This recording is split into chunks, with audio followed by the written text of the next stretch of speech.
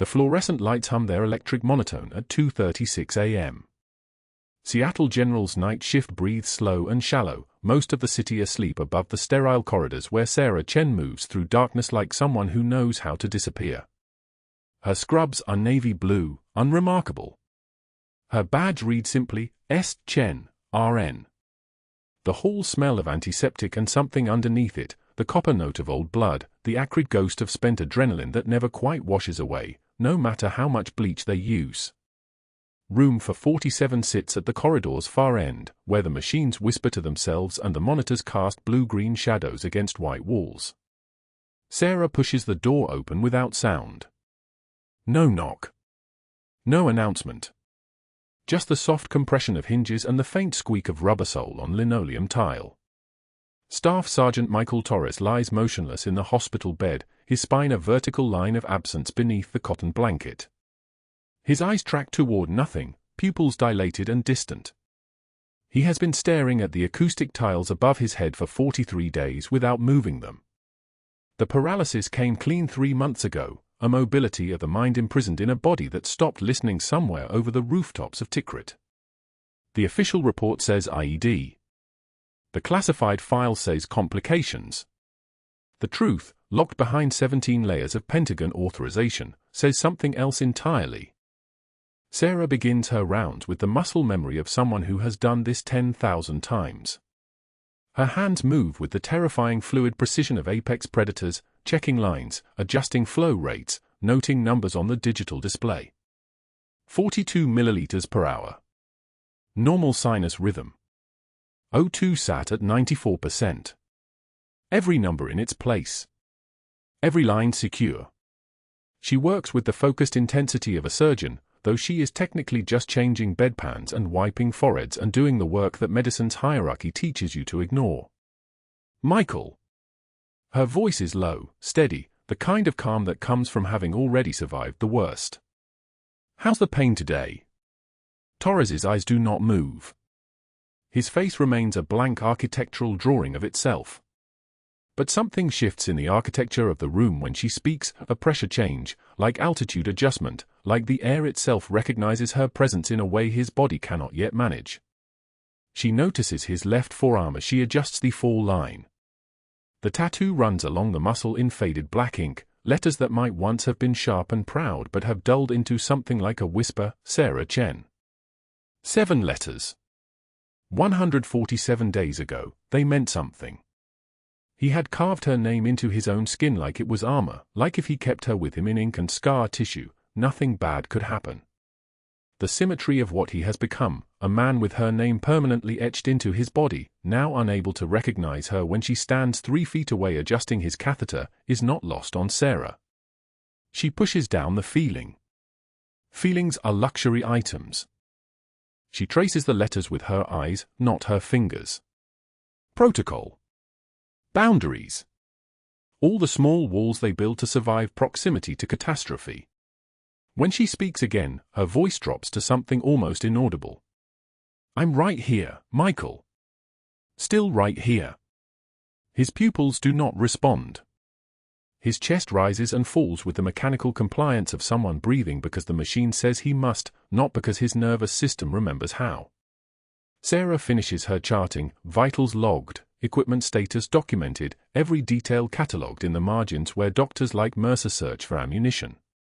She removes the blood pressure cuff with the careful deliberation of someone handling artifacts. The room smells like him now, like human skin and sweat and the particular staleness of a body that cannot move itself. She opens the small window, lets in the night air from Norfolk, lets the moisture from the rain-soaked parking lot mix with the recycled hospital atmosphere. The rain has been falling for 6 hours. It falls like applause for no one. In her locker downstairs, 3 levels beneath the clinical lighting, Sarah's personal effects occupy 7 square inches of metal space. A change of scrubs. Compression socks. A photograph from 2019 showing 8 faces arranged in desert camouflage fatigues. 3 of those faces are no longer attached to breathing bodies. The other 5 learned long ago not to talk about what happened on the day the IED didn't kill Michael Torres but killed his ability to come home intact. Beneath the photograph sits the flag. Triangle folded. Edges crisp as mathematics. Her teammate's flag, handed to her at a funeral where she was supposed to be grieving as a civilian, not standing in dress uniform calculating angles and blast radii, and why Michael Torres survived when Lieutenant Morrison did not. The flag comes home with her every night. It sits in her locker during her shift. It goes back to her apartment before dawn. She has not told anyone at Seattle General that the flag exists. She has not mentioned the Pentagon authorization that requires her to observe, document, and report on his neural and psychological progress. She has not explained why a night shift nurse with zero prior hospital experience was hired on 48 hours after his admission, cleared for Level 5 medical clearance, and given unrestricted access to his room at all hours. Dr. Harrison Mercer arrives on day shift at 6:48 a.m. sharp, his shoes polished to the reflection of ambition, his white coat precisely 3 inches from perfect tailoring. He is the kind of handsome that announces itself, jaw like cut glass, hair styled with the precision of someone who pays for precision, eyes the color of old money. He moves through the hospital corridors like someone who owns the building, and in a manner of speaking, he does. His referral network controls 43% of the elective procedures at Seattle General. His billing practices generate $3.2 million annually in hospital revenue. His pharmaceutical relationships with medical supply companies have funded his lake house, his Porsche, and his daughter's tuition at Stanford. He pauses at the nurse's station at 6:19 a.m., holding Sarah's charting from the previous night shift.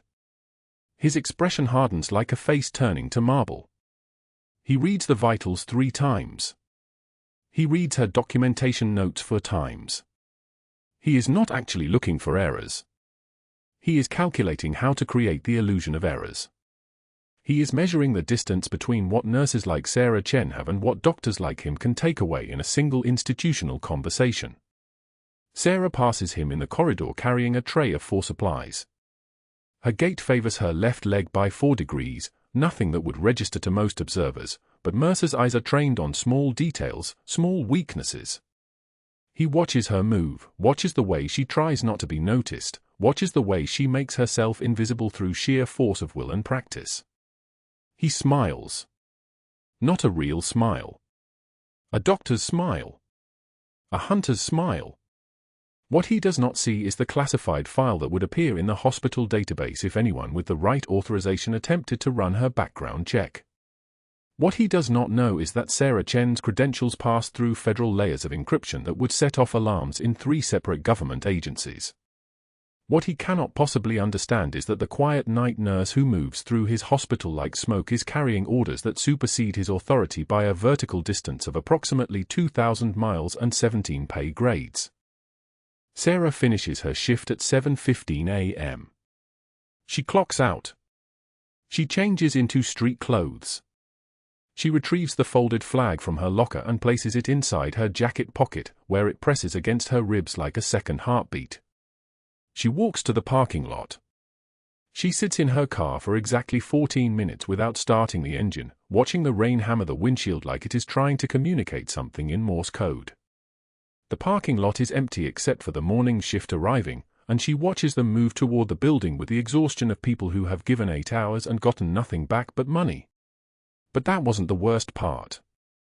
The worst part was knowing that Michael Torres would spend the entire day staring at ceiling tiles, and that the only person in the hospital who understood what he was staring at, the memories, the weight, the fact that he couldn't move his body but his mind was still running operations in Tikrit on repeat, was the night nurse he no longer recognized.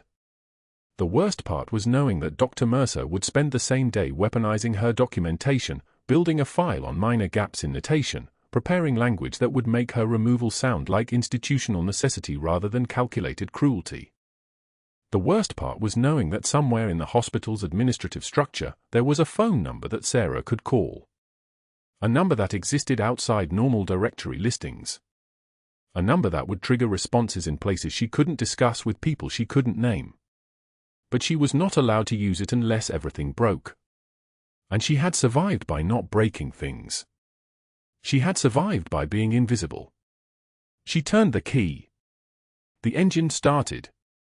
She drove out of the parking lot into the rain, and somewhere behind her, in room for 47, Michael Torres continued staring at acoustic tiles that could not possibly understand what was about to happen.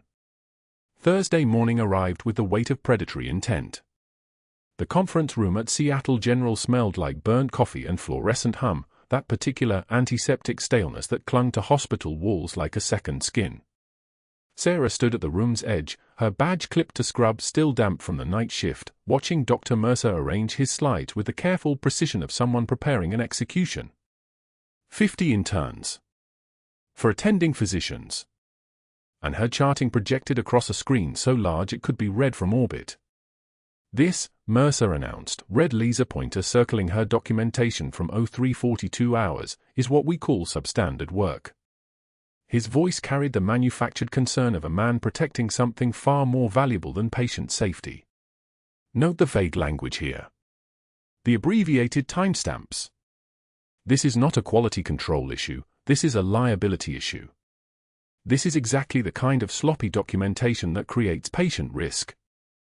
The interns leaned forward. One smirked. Sarah's hands didn't move. Miss Chen, Mercer turned, his smile the color of a shark's teeth. Can you explain why you feel documentation standards don't apply to you? One measured breath. Sarah's eyes didn't flicker. Those notes documented a respiratory intervention at 0342, she said quietly. Every detail the patient required. Intervention was successful. Patient stable. The patient required proper care, Mercer replied, his voice dropping to that confessional tone that made cruelty sound like wisdom, not shortcuts from our nightingale over here. He glanced at the interns with his eyebrows raised like a man sharing an obvious truth. The laughter came like applause for a verdict already rendered. Sarah's jaw didn't clench. Her breathing stayed measured. She watched Mercer turn back to his slides, watched him circle something else with that red dot like a sniper marking a target, and she thought about Tikrit, about the medical tent where she'd documented 17 surgeries in conditions that would have made this conference room look like a spa. She thought about the teenage girl with shrapnel in her abdomen who'd lived because of abbreviated notes written in blood and morphine. She thought about Michael Torres in room 447, staring at acoustic tiles with eyes that no longer recognized her name tattooed on his forearm. Her composure wasn't kindness. It was restraint. And restraint, she'd learned across 3 tours and 2 continents, was the rarest form of power. The meeting dissolved into his next slide. She was already forgotten. But that wasn't the worst part. Friday afternoon, 2 p.m., the break room smelled like burnt popcorn and desperation. Sarah stood at the vending machine selecting coffee, the dark roast that came in a can printed with a logo of a man in scrubs who looked like he'd never seen a real patient in his life. 3 feet away, 2 residents didn't lower their voices. Diversity hire strikes again, the taller one said to his colleague, their shoulders toward Sarah but their words deliberately projected into the space between them. Mercer's being nice. She'd be gone already anywhere else. The second resident snorted, that particular sound of entitlement, the acoustic signature of people who'd never been underestimated because they'd never given anyone a reason. Probably can't even handle a real code. Just looks good on the hospital website. Checks the boxes. Sarah's hand didn't shake as she inserted coins. The mechanical clunk of the machine accepted them with the indifference of a slot in Vegas. She selected her choice. The cup dropped with a soft thud that somehow sounded like surrender. She turned. Made eye contact with both of them, held it the way a sniper holds a target. The tall one. The smirking one. Eyes like cold water. No apology in her expression, no flinch, no looking away first. They didn't look away either. They grinned. That was the moment Sarah understood that some people didn't break under pressure, they became more themselves. And for her, that meant becoming a version of herself these residents would never be equipped to recognize. She retrieved her coffee and walked past them without the smallest acknowledgement. Her presence in the room was already historical data to them, recorded and filed and deemed irrelevant. By Saturday evening, the pressure was mounting in ways Mercer couldn't see. Sarah was in room for 47, monitoring Torres because his vitals had begun their subtle climb, the kind of change most nurses missed. Respiratory rate climbing from 16 to 22. Oxygen saturation drifting to 94%. Nothing that would trigger an alarm yet, but everything that suggested something was beginning to shift in his body's balance. She'd sat with him for 40 minutes, adjusting his position, monitoring the subtle mechanics of his breathing, documenting the trajectory. At 6:33 p.m., Dr. Mercer appeared in the doorway like something that had taken human form purely by accident. "You missed the mandatory staff meeting," he said. His voice had that particular quality of someone stating facts before delivering consequences. 6 p.m. That's grounds for immediate disciplinary action. My patient showed vital sign changes. Sarah's hands remained steady on Torres's chart. Respiratory rate elevation. O2 sat trending downward. I stayed to monitor. Your patient was fine. Mercer stepped closer, his expensive shoes clicking against linoleum with the confidence of a man who'd never been told no. Your attendance was required. Hospital policy applies equally to everyone, Miss Chen. Sarah looked up from the chart. Made eye contact. And in that moment, Mercer made his strategic escalation, the move from social humiliation to institutional leverage.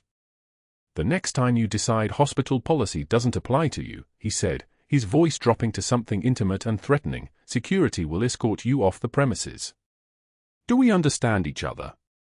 One tear escaped from Sarah's left eye. Just one. She noted it with the detachment of someone observing an external event, a small failure of the physical apparatus, nothing more. She wiped it away with her thumb, deliberate and slow, without breaking eye contact. Her voice came out steady as a surgical laser. I've been escorted out of worse places, Doctor. The silence that followed was the sound of something Mercer didn't expect, a nurse who'd already survived worse than his threats, and knew it. His face reddened slightly. He turned and left without another word, because there was nothing left to say to someone whose composure in the face of his power demonstrated exactly how little that power actually meant. After his footsteps faded down the hallway, Sarah sat alone with Torres in the monitor's glow and thought about the folded flag in her locker, triangle perfect, triangle sacred, the one item she carried that connected her to the version of herself that had survived Tikrit. She'd tucked it behind her other uniforms, hidden beneath the cotton barrier of scrubs that nobody would ever fold back to find. That flag represented 8 faces. 3 of them were gone. Michael Torres was one of the faces still alive, though nobody in this hospital understood why she stayed close to him, why she absorbed Mercer's contempt with such precision, why she never asked for a different assignment. Torres's oxygen saturation climbed back to 96% as evening deepened. His breathing normalized. The crisis, if there was one, didn't escalate into something that required intervention. Sarah documented the observation in her charting, patient monitored per protocol. Vital signs trended downward then stabilized. Continue observation next shift. Her handwriting was precise as a military grid coordinate. No vagueness. No shortcuts. Nothing Mercer could weaponize. At shift change, she overhears his voice in the stairwell, 3 floors down, but the acoustics of concrete and metal carried it upward like a confessional. She wasn't listening intentionally. She was simply present in a space where he was speaking into his phone, where his words echoed up toward her like evidence he didn't know he was leaving. The usual arrangement, he was saying.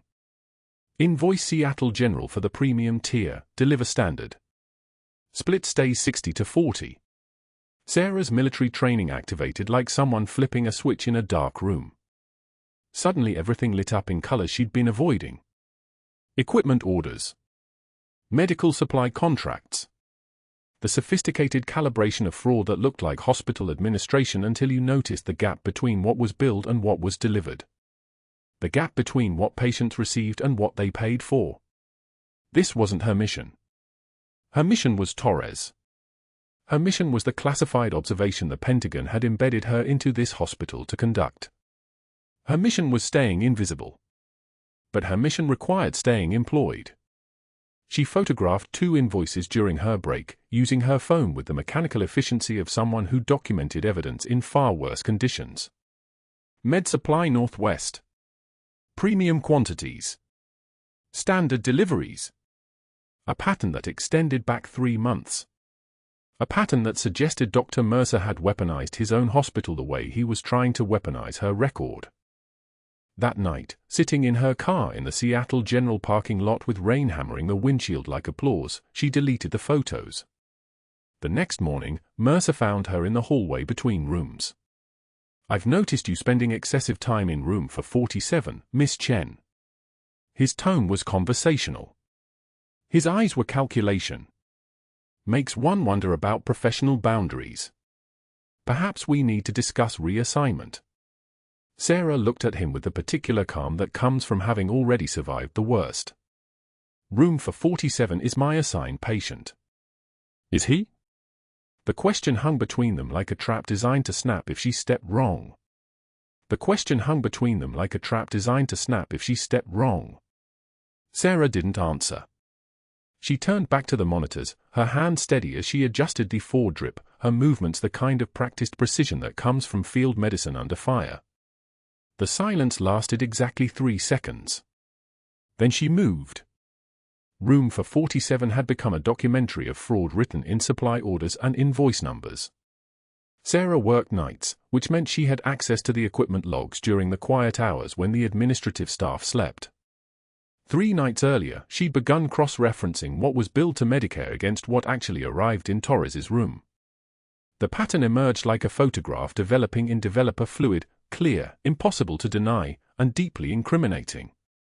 Premium wound care supplies marked as delivered on the billing records, silver sulfadiazine dressings at $847 per box, advanced hydrogel sheets at $623 per application, enzymatic debriding agents that cost more than a car payment. But when Sarah checked the supply closet, the actual inventory told a different story. Generic gauze. Saline. Basic tape. The expensive items simply didn't exist. They'd been billed to the government, but they'd never made it past Dr. Mercer's preferred medical supply company. That company had a name, Pinnacle Healthcare Solutions, and a registered address on the same block as a real estate office owned by Mercer's wife's sister's husband. The breadcrumbs weren't scattered. They were a highway. The equipment orders were worse. High-end cardiac monitoring systems listed as installed for room 447 on dates when Sarah had watched technicians carry boxes in and carry nothing back out. Advanced wound care analysis devices. Supplemental oxygen delivery systems with heated humidity control, luxurious equipment that would cost $34,000 new, purchased through Pinnacle at a marked-up $51,200, then billed to Medicare for reimbursement. Room for 47 had none of these things. What Torres actually received was standard hospital-issue equipment, adequate but unremarkable, while the billing records painted a picture of cutting-edge care that had never existed. Sarah found the shipping manifests filed incorrectly in the supply office, a deliberate disorganization that would require someone looking specifically to piece together the deception. She wasn't looking accidentally. She was looking with the precision of someone who'd been trained to read supply chains during coin operations in Helm and Province, who understood logistics because broken logistics meant dead soldiers. 3 months of data. Sarah worked backward through the records with a notebook she kept in her locker next to the folded flag. The pattern accelerated after Torres arrived. Before him, Mercer's billing was cautious, padding here and there, nothing that would trigger an audit. But Torres's case presented an opportunity. A paralyzed Special Forces veteran with no family, with government health care through the VA, with a military contact who visited only at night and never signed the visitor log. Torres represented a blank check. The charges began climbing in October. November showed a 47% increase in supply orders.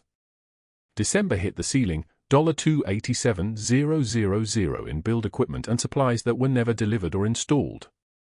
Sarah calculated it on paper using a pen and a calculator in the break room at 2 a.m. The math was devastatingly simple. Mercer was stealing. Systematically. With documentation. With signatures. With all the institutional armor that made a hospital administrator's fraud nearly impossible to prosecute without internal whistleblowers, and whistleblowers tended to disappear from employment records before they reached law enforcement. The connection to Mercer crystallized Tuesday morning when Sarah found an email printed and filed in the supply office, misfiled, probably, by the same person who misorganized the manifests. The email was from Mercer to the CEO of Pinnacle Healthcare Solutions. Appreciate the equipment recommendations for Torres case, will ensure all billing goes through your preferred submission channel. PS. Looking forward to our arrangement. The email didn't use the word kickback. It didn't need to. It used the word arrangement, which was the euphemism that made the conspiracy feel almost professional. Sarah photographed the email with her phone, her jaw clenched, her hands remarkably steady for someone holding proof of federal fraud. She understood in that moment that her assignment had just become exponentially more dangerous. Torres wasn't just a patient she was protecting. He was a witness to ongoing crime. And she'd just become a threat to someone with enough institutional power to have her removed before she could speak. On Monday morning, Dr. Mercer did what competent villains do: he moved first. He didn't panic. He didn't bluster. He called the chief of staff at 7:08 a.m., before Sarah even arrived for her shift, and his voice carried the careful concern of someone expressing genuine medical worry. "Patricia, I wanted to flag something before it becomes a patient safety issue. I've noticed one of our night shift nurses, Sarah Chen, seems to be developing an unhealthy attachment to her patient in room 447. The paralyzed veteran. It's affecting her judgment. She missed a mandatory staff meeting to sit with him. Her charting's become obsessive, documenting minutiae that suggests emotional rather than clinical focus. I'm concerned about burnout, about scope of practice violations.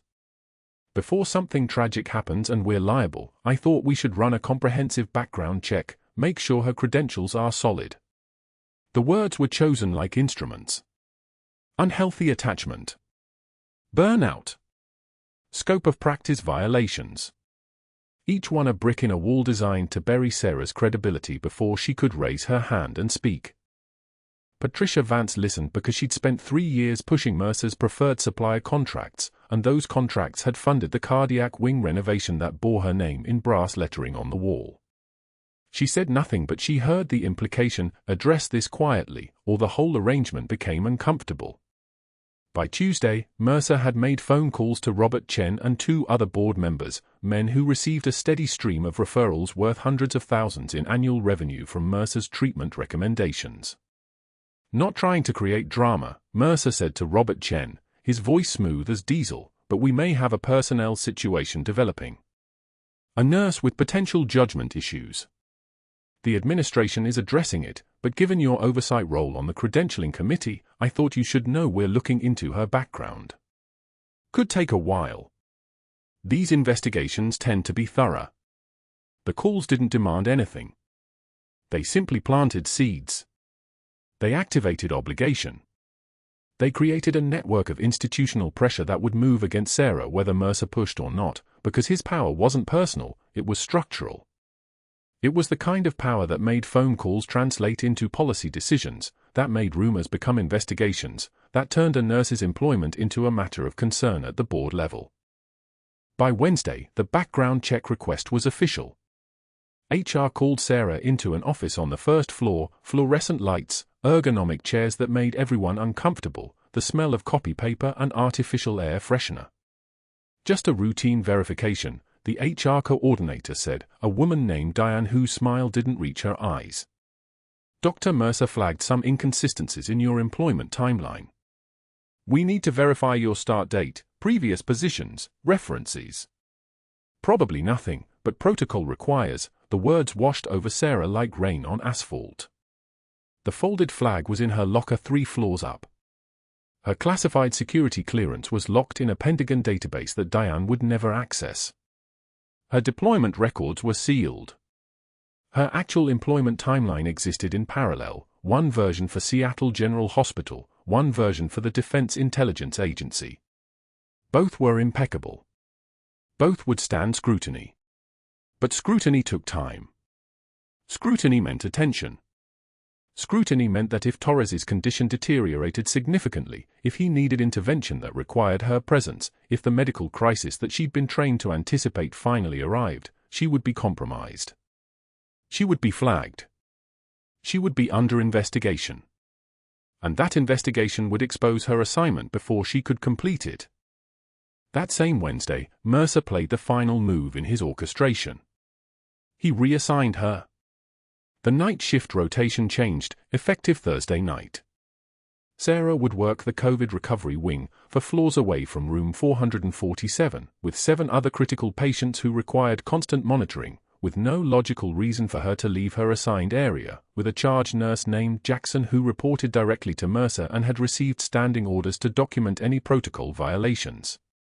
"We're managing patient loads," the staffing coordinator said, reading from an email that was clearly not her own words. "Your nursing skills are needed in recovery. Torres's case is stable now. Room for 47 can rotate to standard night coverage." Sarah nodded. She accepted the assignment. She didn't argue.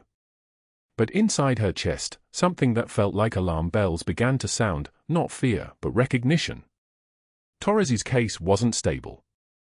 She'd been monitoring his oxygenation curve, watching the subtle deterioration in his respiratory effort over the past 72 hours. His lung capacity was declining. His tidal volume was dropping. The signs were as clear as a written confession to anyone trained to read them. Something was developing. Something that would require the kind of intervention only she had performed since Torres arrived. Thursday night at 8 p.m., Sarah worked the COVID recovery wing where antibiotics dripped through lines and ventilators wheezed their mechanical rhythm like metallic breathing. She watched the monitors, she tracked the vitals, she moved between beds with the competent efficiency of someone doing a job she'd done 1,000 times before. But her awareness was elsewhere. It was 4 floors below, in a dark room where a man lay paralyzed on a bed, his body slowly betraying him in ways that standard monitoring might miss. At 8:43 p.m., during a medication pass, she checked the secure hospital system from a computer in the break room, technically prohibited, but she was fast, 60 seconds to pull up Torres's most recent vitals, 60 seconds to see what she already knew. His respiratory rate had climbed from 22 to 28 over 4 hours. His oxygen saturation was dropping despite supplemental O2. His neck veins. She'd seen the subtle distension during evening rounds when she was supposed to be working the COVID wing. She'd recognized the tracheal deviation that meant increased intrathoracic pressure, that meant his right lung was collapsing, that meant a tension pneumothorax was developing with textbook precision. At 9 p.m. sharp, the charge nurse found her. Dr. Mercer left explicit orders, Jackson said, her voice carrying the script of someone reading from an instruction rather than speaking from genuine concern. "You're not to enter room 447 for any reason tonight." He cited a professional boundaries violation. Patient-provider relationship concerns. The order came from administration. Sarah's jaw tightened, a single muscle response that took everything she had to contain. A tension pneumothorax could progress from mild to fatal in minutes. The needle decompression that would save Torres's life required entering room 447. It required a 14-gauge needle, knowledge of the anatomy, and hands that knew what they were doing. It required her. And her presence there would violate a direct order from the most powerful doctor in the hospital, an order that had been weaponized specifically to keep her away from the one patient she'd been assigned to protect. At 9:24 p.m., Sarah walked toward room 447. Her breathing was steady. Her heartbeat was controlled. The trembling wasn't fear, it was restraint, the sound of a clasp holding back something far more dangerous than tears. She'd been trained to make decisions under conditions of absolute pressure. She'd made them in Tikrit. She'd made them in medevac helicopters. She'd made them in dark rooms where the choice was between following protocol and letting someone die. She knew what came next. She knew the price of choosing her patient over her career. She'd paid prices like this before. She moved through the hallway without hesitation, a figure in scrubs carrying the weight of a decision that would either break her assignment or save a man's life, and there was no third option, no comfortable middle ground, no way to choose both duty and survival. Thursday night at 9:51 p.m., the monitors were screaming and Sarah wasn't even close. Room for 47 had gone quiet in the way that meant dying, not the noise of crisis, but the absence of it. Michael Torres lay motionless against white sheets, his lips the color of denim, chest barely moving. 34 breaths per minute. Shallow. The right side of his chest wasn't moving at all. An intern stood 3 feet away, frozen mid-motion, phone still in her hand. "I paged," the intern whispered. "5 minutes ago." His color just changed. Sarah didn't respond. She was already moving, muscle memory taking over like flipping a switch. Tension pneumothorax. Air trapped between lung and chest wall, pressure building, organs shifting sideways, the body collapsing from the inside out. She'd seen it in Tikrit. Same injury, different desert, same physics of death. The hospital protocol was clear: wait for the code team, wait for a physician, wait for authorization. Protocol was written by people who'd never watched someone die in the time it took to fill out a form. She crossed to the supply cabinet and opened it with the precision of someone who'd performed this in the dark, under fire, with shrapnel falling like rain. 14-gauge needle. Alcohol prep pad. Her hands were steady as surgical steel. "What are you doing?" the intern asked. Sarah didn't answer. She was already prepping the site: right chest, second intercostal space, midclavicular line. The anatomy was the same whether it was a combat zone or a Seattle hospital. She'd done this before. She'd done it on people who mattered. Torres's eyes were closed. His oxygen saturation was 82 and falling. The monitors made their little electronic complaints, soft beeping that meant nobody was coming fast enough. Sarah inserted the needle through skin, through fascia, through ribs that had carried a man through a kill zone. The hiss came immediately, a sound like a tire deflating, like air escaping a lung cavity that had been collapsing his organs toward his spine. Torres's body jerked. His right chest wall moved. Oxygen saturation climbed, 85, 91, 96. His color changed from denim to something closer to human. His respirations deepened, symmetrical now, both sides moving together like they were supposed to. The code team arrived 90 seconds later to find the crisis already resolved. They stood in the doorway, 5 of them, and none of them moved because there was nothing to do. The patient was stabilized. The lung had re-expanded. The intern was staring at Sarah with the expression of someone watching a stranger perform surgery in a parking lot. What happened? The lead physician was Dr. Chen, no relation to Sarah, which made the coincidence feel like God's idea of a joke. "Tension pneumothorax," Sarah said. Her voice was level. Decompressed at 9:54. The code team dispersed. Dr. Chen stayed for 30 seconds, nodded once, and left. Medicine in hospitals was frequently anticlimactic. The real drama happened in the moments before anyone official arrived. By 10:08 p.m., Dr. Mercer was standing in the doorway of room 447, and his carefully constructed mask of professional concern had developed cracks. Sarah was adjusting Torres's oxygen settings, her hand steady, her eyes forward. She didn't look at Mercer. She didn't need to. She could hear the calculation happening behind his eyes, the rapid assessment of how this intervention, this life-saving, by-the-book illegal intervention, could be weaponized into something that would disappear her completely. "Who performed this procedure?" Mercer's voice was quiet. The intern pointed. Miss Chen decompressed the pneumothorax. Mercer stepped fully into the room. He was moving with the careful precision of someone handling explosives. "Miss Chen, you've just practiced medicine without a license. That's not only termination. That's criminal." He pulled out his phone. "You'll remain here until security arrives."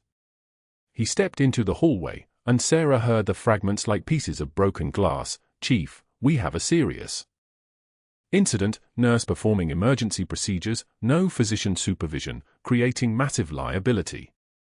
A pause. His voice dropped lower. "I want board notification. And outside investigators. I want every credential she holds examined. Today." Sarah didn't move. Composure was what you did when the room was closing in.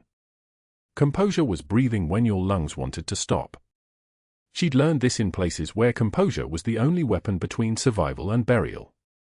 Torres's oxygen was stable now. His color was human again. He would live because she'd made a choice that violated every institutional rule designed to protect people like her from people like Mercer. The intern was still frozen, still holding her phone. "Get him stabilized for transfer to ICU," Sarah said quietly. "His labs will need to be redrawn." The intern nodded. Security arrived at 10:31 p.m. 2 guards with the exhausted expressions of people who did this job in the margins of their real lives. "Captain Chen, we're going to escort you to the administrative office." One of them used her name, an actual name, rank embedded like a bullet in his mouth. Sarah's pulse didn't skip.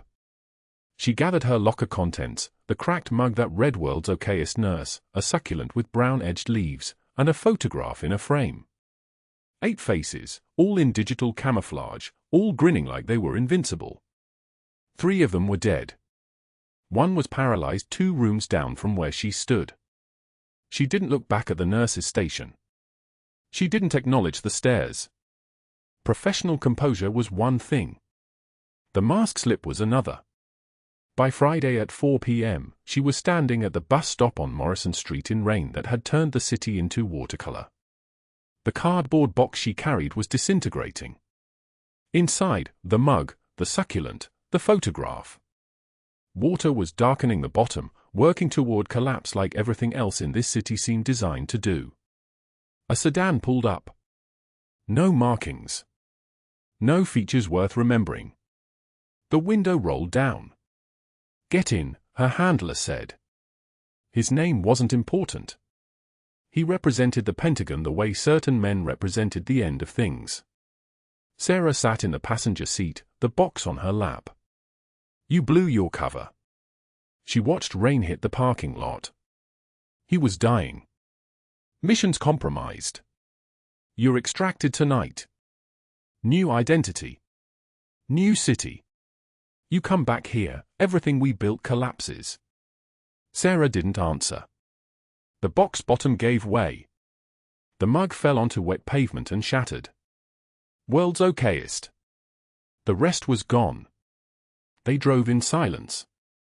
She was thinking about the room 447 monitors. She was thinking about Torres's eyes, which had seemed to focus for just a moment when he'd understood that he was still breathing. She was thinking about the parallel between medical protocols and military protocols, both designed by people who'd never been in the moment where the protocol itself becomes the enemy. Then the handler's phone rang. Encrypted line, the kind that didn't connect through regular networks. He listened for 8 seconds. His entire demeanor changed. "Copy that," he said. "She's coming in." He hung up and glanced at Sarah. "There's been a development." By Monday morning, the emergency board meeting had been scheduled for 9 a.m. sharp, and Dr. Mercer arrived with the expression of a man who'd already won. He brought documentation. He brought witness statements. He brought a narrative so careful and so thorough that it could only have been constructed by someone who'd spent 3 years perfecting the art of institutional destruction.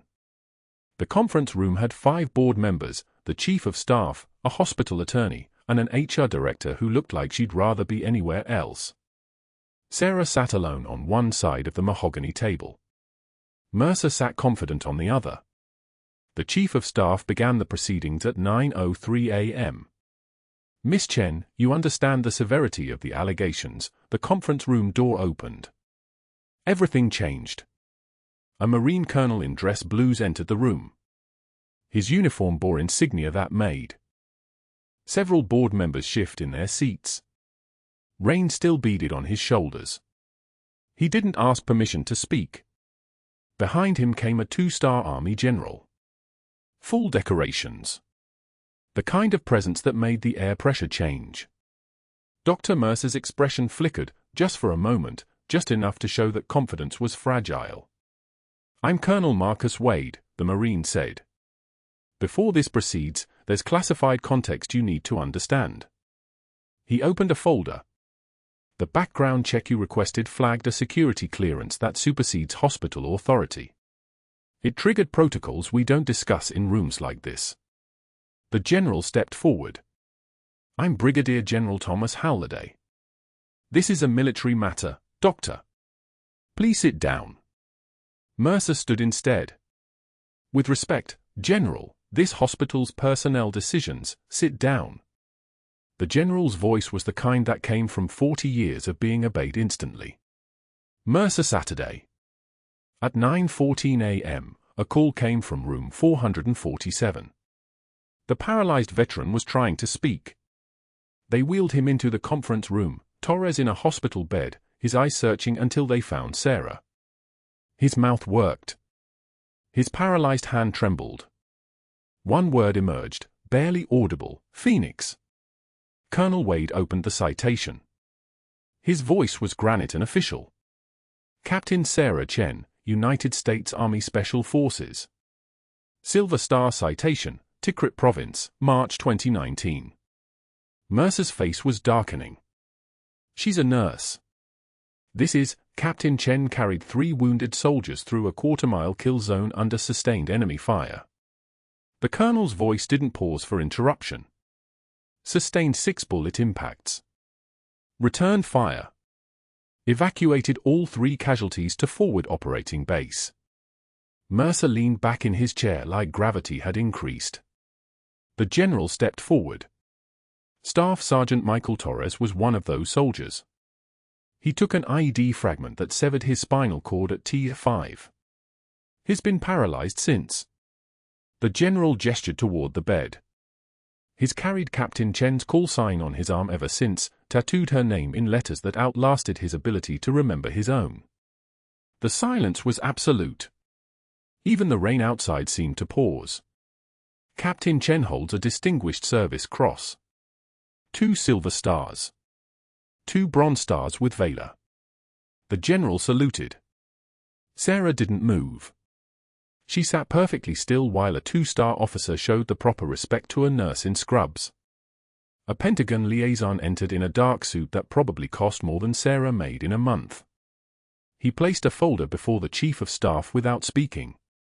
Captain Chen's nursing position was a classified assignment, he said. She was placed here under operational cover to provide long-term monitoring of Staff Sergeant Torres. Her mission required absolute security. He opened the second folder. It contained financial documents. Billing records. Patterns that made the Chief of Staff's face go pale. The investigation Dr. Mercer initiated triggered a deeper audit of hospital operations. We found irregularities spanning 3 years. Inflated equipment orders. Kickback arrangements with Med Supply Northwest. He placed a printout on the table. $847,000 in unauthorized billing. Dr. Mercer stood abruptly. That's circumstantial, the colonel's voice cut through like a blade. Captain Chen's call sign in Tikrit was Phoenix. She pulled 3 men from fire. One of them was willing to die because you ordered her out of his room. The room was silent except for rain hammering the windows.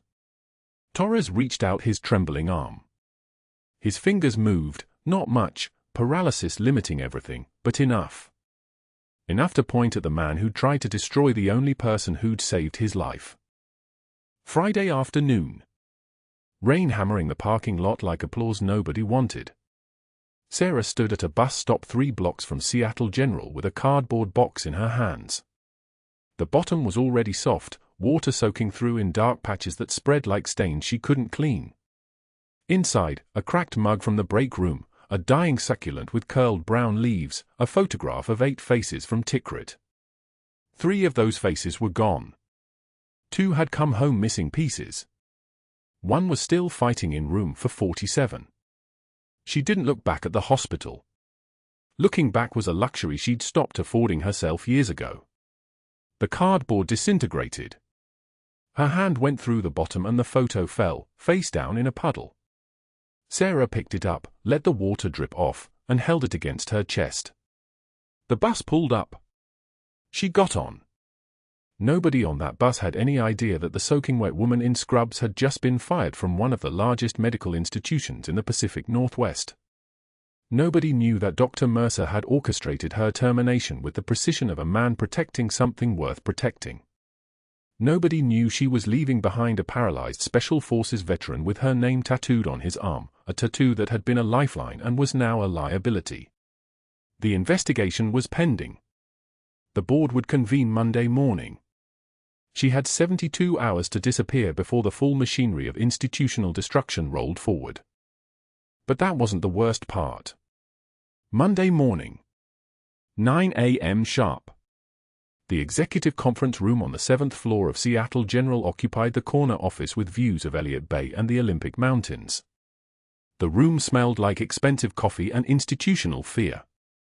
Dr. Mercer sat at the polished mahogany table flanked by his documentation, the incident reports he'd fabricated, the disciplinary forms he'd backfilled, the safety concerns he'd manufactured to justify removing a nurse who'd somehow stumbled onto a 3-year Medicare fraud scheme worth nearly $1 million. He'd brought everything. He was confident. He'd built this structure carefully. One phone call and the board chairman owed him a favor. Another call and the chief of staff had questions about Sarah's reckless endangerment. He'd isolated her. He'd documented her. He'd weaponized the system against her. He had no idea what was about to walk through those doors. The background check had been his mistake. Not the firing, the background check. When you demanded federal investigators scrutinize a nurse's credentials, when you wanted her security clearance flagged and reviewed, you opened doors you couldn't close. The hospital's compliance officer had made a phone call to a number that didn't appear in any directory. That call had been answered in less than 30 seconds. By noon Friday, federal auditors had arrived at Seattle General with warrants. By Saturday evening, they'd found the equipment purchase orders. By Sunday morning, they'd traced the kickback arrangement with Med Supply Northwest. By Monday 8:56 a.m., they'd contacted the Pentagon. The board meeting started on time. The board chairman called it to order. Dr. Mercer began his presentation, his voice smooth as silk over razor blades, explaining the critical deficiencies in Sarah's performance, the dangerous shortcuts she'd taken, the way she'd operated outside her scope of practice when she'd saved a patient's life. He was halfway through his second point when the video feed from room 447 flickered to life. Staff Sergeant Michael Torres appeared on the monitor. His paralyzed form was positioned carefully by the nurses, the ones who'd stopped barring Sarah from his room the moment the truth began to surface. His neck couldn't turn. His eyes couldn't focus for more than a few seconds. But his voice emerged, hoarse and thin from weeks of breathing tubes and silence, and he said one word. Phoenix. The room went so quiet you could hear the fluorescent lights hum. The door opened. A Marine colonel entered, uniform sharp enough to cut glass, bearing the insignia of someone accustomed to commanding rooms without speaking. Behind him came a 2-star general in dress uniform, silver stars catching the light like little accusations. The general carried a leather portfolio and a presence that made the air pressure change. The colonel moved to the head of the table, opened a file, and began reading. Captain Sarah Michelle Chen, 3rd Battalion, 5th Marines, Dark Horse Company, served 14 active duty years with 18 deployments. His voice was steady as a surgical laser. Bronze Star for Valor in 2019. Silver Star for Extraordinary Heroism in 2021. Purple Heart for wounds sustained in combat, twice. The board members were already leaning back. Dr. Mercer's face had started to redden. On March 14, 2023, while engaged in Fallujah, Captain Chen carried 3 wounded soldiers through a kill zone, sustained gunfire from multiple positions, and refused evacuation until all personnel were secured. One of those soldiers was Staff Sergeant Michael Torres. The other 2 did not survive the journey home. The 2-star general stepped forward. He raised his right hand to his forehead in a salute, the kind of movement that carries the weight of ritual and respect, and lowered it to his heart. His eyes found something in the space just past Dr. Mercer's shoulder, looking toward the door where Sarah would have stood if she'd been allowed to enter. He spoke 3 words. She carried us. Dr. Mercer interrupted after the second sentence. His control was fracturing like thin ice under weight he hadn't anticipated. This is clearly a misunderstanding. We initiated this investigation for legitimate performance concerns. Any military background is irrelevant to hospital protocol. His voice was climbing now, the silk replaced with something ragged. Her status doesn't change the fact that Her status, the Pentagon liaison said quietly, handing a folder to the board chairman, is why your investigation triggered a federal audit. This folder contains your equipment billing records. The discrepancies between what you ordered and what you charged Medicare. The ownership structure of MedSupply Northwest. The $340,000 wire transfer from your business account to a home purchase 18 months ago. The invoice trail for equipment you never provided to patients who developed complications from inferior supplies. The emails between you and your brother-in-law discussing favorable referral arrangements. The chief of staff's face had gone the color of hospital walls. Dr. Vance, one of the board members who'd taken Mercer's call, was staring at the table. Robert Chen, the other board member in Mercer's pocket, was shaking his head like he'd just realized he was holding a grenade with the pin already removed. "You're not under arrest," the general said, and his voice carried the kind of calm that comes from having already survived the worst. "Not yet. But your medical license is suspended pending investigation. Your hospital privileges are revoked effective immediately. Your institution will be cooperating fully with federal investigators. And the nurse you tried to have removed, the one who saved your patient's life using military field medicine in a civilian hospital, is going to continue her work here with our full authorization and protection." The silence lasted exactly 3 seconds. Then Dr. Mercer stood up. His chair scraped back hard enough to leave marks. He tried to speak. Nothing came out except the sound of his career dismantling itself in real time. Federal marshals were waiting in the hallway. His attorney was already making phone calls. By Wednesday, the Seattle Times had the story, "Seattle General Doctor Suspended in Medicare Fraud Probe." By Thursday, CNN picked it up. By Friday, his legal team was negotiating a plea deal, 5 years probation, $680,000 restitution, permanent loss of medical license, 2,000 hours community service in medical supply services, not as a physician, but as labor. 6 months later, Sarah saw him in the hospital loading dock.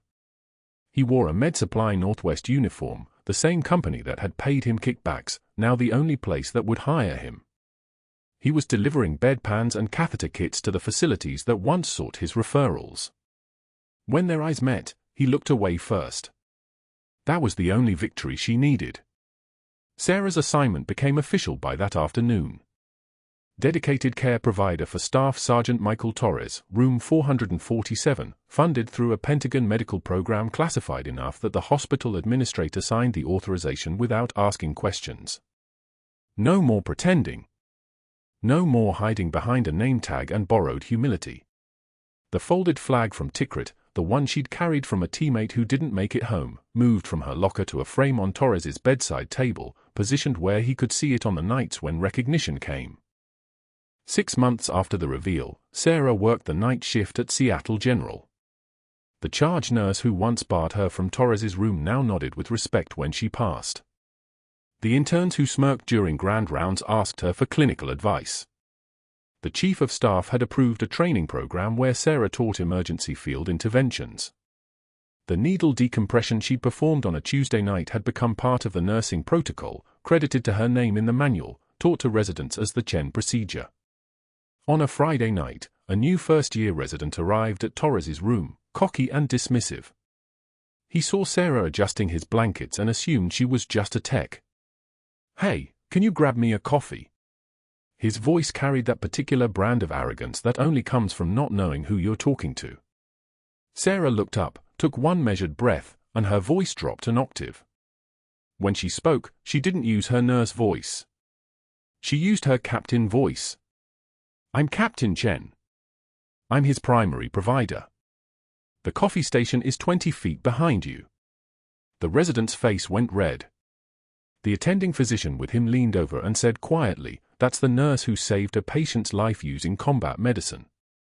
Show respect or find another rotation."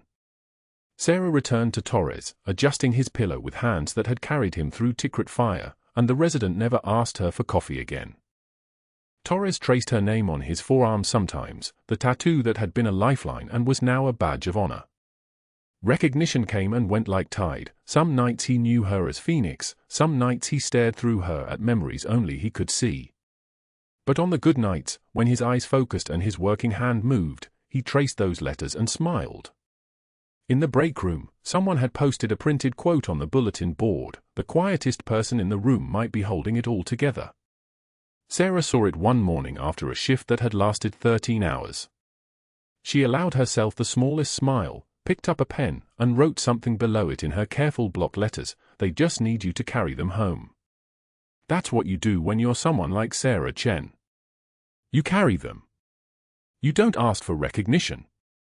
You don't need the world to understand. You just keep showing up, night after night, and you hold the line for the people who can't hold it themselves. The ones still fighting. The ones who came home missing pieces. The ones whose names you carry on your skin and in your heart. If you've ever worked in an institution where corruption was hiding in plain sight, where someone above you was building their empire on the backs of vulnerable people, if you've ever wondered whether speaking up was worth the cost, Sarah's answer was yes. Every time. Regardless of the cost. Because silence is complicity, and the quietest person in the room might just be the one who's going to blow the whole thing open.